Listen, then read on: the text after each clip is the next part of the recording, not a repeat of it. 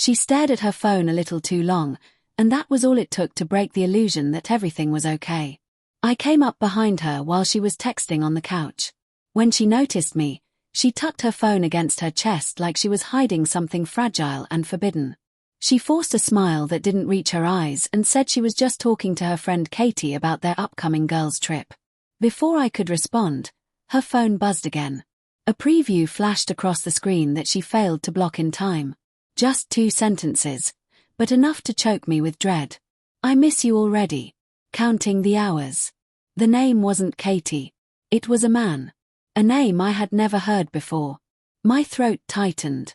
She snatched the phone and stood up quickly as if distance would erase what I had seen. She said it was a co-worker joking around, nothing to worry about.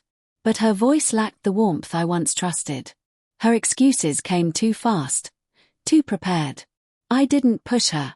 I only nodded, because denial is easier to swallow than heartbreak. I wanted to believe the woman I loved wouldn't betray me.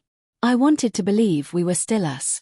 But that moment dug a crack into my heart, and everything after it would split it open. I tried to brush it off at first. Maybe I misread it. Maybe it was harmless. People flirt sometimes without meaning anything by it. My mind searched for reasons to forgive her before I even knew the truth. Yet the signs kept growing louder. She developed a new habit of turning her phone upside down at dinner. When she texted, she angled the screen away from me. She started locking the bathroom door, leaving me on the other side listening to muffled notifications. Her laughter changed too. It wasn't the soft, familiar laugh she shared with me. It was a brighter one, the kind you don't fake, the kind that comes when someone new makes you feel seen again. And I wasn't the one she was seeing. I wanted so badly to shake off the doubt that crawled beneath my skin. I watched her leave for work early and return later than she ever had. She smelled like cologne sometimes, a scent that didn't belong to me. She claimed it was from the office, from brushing past co-workers. But I knew how closely someone had to stand to leave that kind of scent. Nights turned into quiet wars in my head. I lay beside her feeling miles away. She fell asleep facing the wall while I stared at the ceiling and wondered when I had stopped being enough. Then one evening, she mentioned her girls' trip again. 2 nights away at a beach house with her college friends. Sun, wine, gossip, and relaxation. She sounded excited in a way she hadn't when talking to me. I asked for details, trying to sound casual. Who was going? Where they were staying? Why she needed to leave so early on a Friday morning. Her answers came out clipped and vague. She didn't want to talk about it. She just needed a break, she said. A little space. Every word stung, but I still told her I understood. I still kissed her forehead and helped her fold her clothes for the suitcase. The suitcase that I later realized she never actually packed. The morning she left, she seemed jittery while hugging me goodbye. Her eyes didn't linger like they used to. She rushed to the car waiting outside. She claimed it was her friend Sarah picking her up. But she didn't wave once she drove off.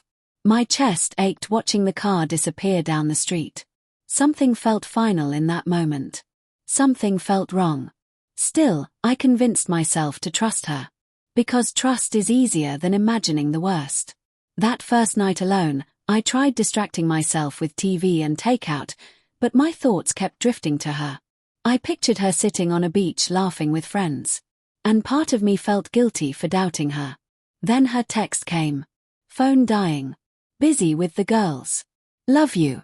I stared at the words. They looked designed, not natural. They looked like something typed while someone watched her. I started pacing without knowing why. A sharp instinct pulled me into our bedroom. The closet door was open from earlier when she packed. I looked inside expecting to find shelves partially empty. But everything was there. Her swimsuits. Her straw hat she bought specifically for the beach trip.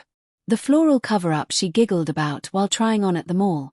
Even the sunscreen she always carried was still on the dresser. My pulse hammered. I checked the laundry basket. The clothes she said she packed were piled on top. Untouched. Unused. She hadn't gone to the beach. She had gone somewhere else. With someone else. My throat closed and I dropped to the edge of the bed, gripping the sheets like they might hold me together. I couldn't pretend anymore. The truth had finally forced itself into the light. She lied. Not a small lie, but one big enough to destroy everything we built. I didn't sleep at all. Instead, I sat in the dark replaying memories from our relationship. The early days when she looked at me like I was the only man in the world. The night I asked her to marry me and she cried with joy. The promises we whispered on our wedding day. Those memories twisted into knives. Every moment of love now carried the bitter taste of betrayal. I wondered when her heart started shifting away from mine. I wondered if I was the reason she sought comfort elsewhere. By the next morning, I knew what I had to do, even though my hands trembled. I cleaned the apartment. I carefully folded her clothes. I packed her belongings into 2 large suitcases and placed them by the door. It wasn't revenge. It wasn't anger. It was the painful acceptance that our home no longer felt like a place built for two. I took down the framed photos of us smiling on vacations and anniversaries. The empty walls made the apartment look wounded, as if it already missed the memories it once held. I sat at the kitchen table for a long time before finally picking up a pen. I wrote her a note. Just a few honest sentences. I know you weren't with your friends. I hope he was worth everything we had. I placed it on the table where she would see it the moment she returned. Then I left. I drove to a friend's house and turned my phone off. I needed time to breathe without waiting for her lies to arrive in text form. 2 days passed before I returned. I didn't want to disappear. I needed to look her in the eyes when she realized she could no longer hide the truth. When she walked through the door and saw the bags waiting for her, she froze. She knew instantly that the illusion she had built was gone. Her face looked pale, like all the blood had drained out at once. She stepped inside slowly, like she was walking into the ruins of a life she didn't think would fall apart. She saw the missing photographs. She saw the blank walls. And then she saw me sitting silently on the couch. Her voice wavered. "You know." "I do," I said. My voice sounded older than I remembered. Tears spilled down her cheeks. She tried to move closer, but I stood and stepped back. She looked wrecked. I wanted to hate her, yet seeing her hurt twisted my own heart. I still loved her. That was the cruelest part. She swallowed a shaky breath before speaking. "I was lonely. You were working late. I felt like I disappeared in our routine. He made me feel wanted again." She sobbed into her hands. "I never meant to fall for him." Her honesty felt too late. It didn't soften the blow. It only carved deeper wounds. I asked why she hadn't talked to me, why she chose secrets instead of trying to fix us.